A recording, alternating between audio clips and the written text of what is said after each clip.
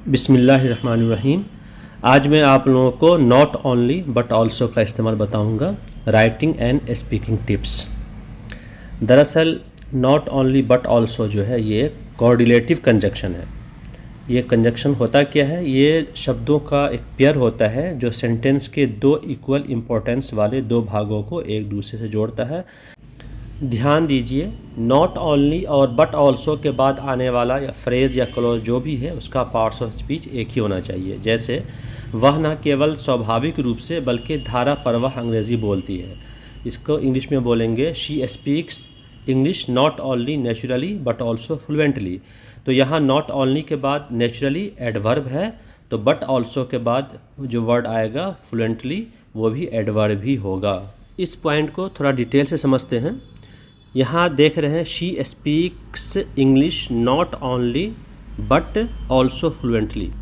तो यहाँ पर नॉट ओनली और बट ऑल्सो जो है ये कोऑर्डिनेटिव कंजक्शन है।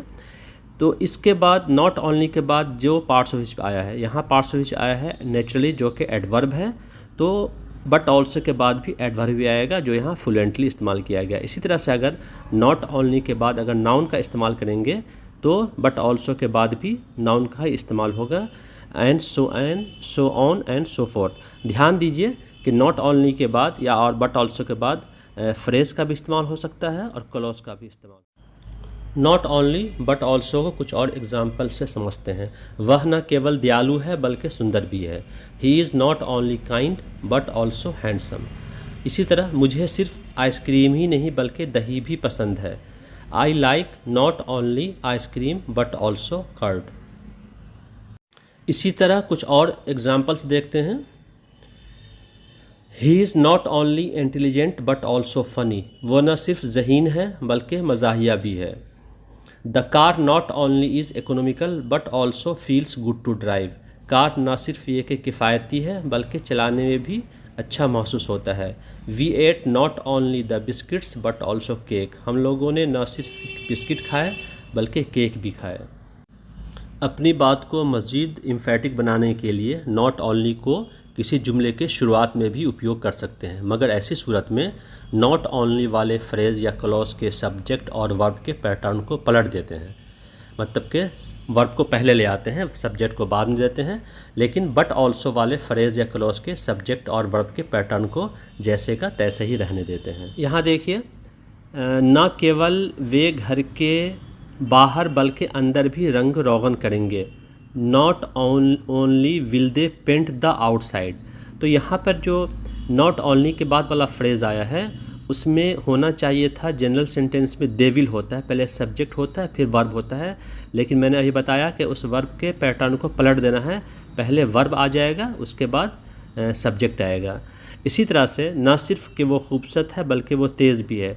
Not only is he handsome, he is की जगह क्या करेंगे, इज़ ही हैंडसम होगा, but also he is intelligent. इस वाले पैटर्न को नहीं टच करना है। ये जैसे सब्जेक्ट पहले आता है वर्ब पहले बाद में आता है वैसे ही ये रहेगा। इस तरह के पैटर्न में यदि कोई मुख्य क्रिया या सहायक क्रिया नहीं हो, जैसे प्रेजेंट सिंपल प्रेजेंट या सिंपल पास्ट में होता है, तो हम डू डज डिड का उपयोग कर सकते हैं। इसे एक एग्जाम्पल से समझते हैं। आप न केवल मेरा जन्मदिन भूल गए बल्कि आपने भूलने के लिए माफ़ी भी नहीं मांगी। इसे हम नॉट ओनली से स्टार्ट करते हैं। Not only did you forget, ये सिंपल पास्ट का जुमला था इसलिए इसमें डिड का इस्तेमाल किया गया। Not only did you forget my birthday but you also didn't even apologise for forgetting it. और दूसरी चीज़ हम ये देख रहे हैं कि ये बट ऑल्सो के बाद वाला जो सेंटेंस आया है उसमें वर्ब का पैटर्न एज इट इज़ है, जैसे होना चाहिए। पहले यू सब्जेक्ट आया है उसके बाद डिड का इस्तेमाल किया गया है। दो एग्जाम्पल्स और देखते हैं। वह न केवल अंग्रेज़ी बोलता है बल्कि वह फ्रेंच भी बोलता है। Not only does he speak English but he also speaks French. उन्होंने न सिर्फ कार ख़रीदी बल्कि उन्हें प्रमोशन भी मिला। Not only did she buy a car but she also got a promotion. तो अब तक जो हम लोग ने पढ़ा नॉट ओनली बट ऑल्सो के बारे में, तो इसमें ध्यान ये रखना है कि अगर नॉट ओनली और बट ऑल्सो जुमले के नॉट ओनली अगर जुमले के शुरू बीच में आया है तो वर्ब के पैटर्न में कोई तब्दीली होगी, सब्जेक्ट के बाद आएगा। लेकिन अगर नॉट ओनली के जुमले के शुरू में आया है तो नॉट ओनली वाला फ्रेज या क्लॉज जो होगा उसमें वर्ब पैटर्न चेंज हो जाएगा और देखने में ये क्वेश्चन जैसा लगेगा। लेकिन सेकेंड इसमें बट ऑल्सो के बाद वाले इसमें कोई तब्दीली होगी। और आखिरी बात ये कि अगर नॉट ओनली वाले क्लॉज के बाद वाला जो क्लॉज यानी बट ऑल्सो वाला क्लॉज अगर इंडिपेंडेंट क्लॉज है अगर, तो आप नॉट ओनली वाले क्लॉज के बाद कॉमा लगा सकते हैं, नहीं भी लगा सकते हैं, ये ऑप्शनल है। अदरवाइज अदर सेंटेंसेस में कॉमा का इस्तेमाल नहीं होगा।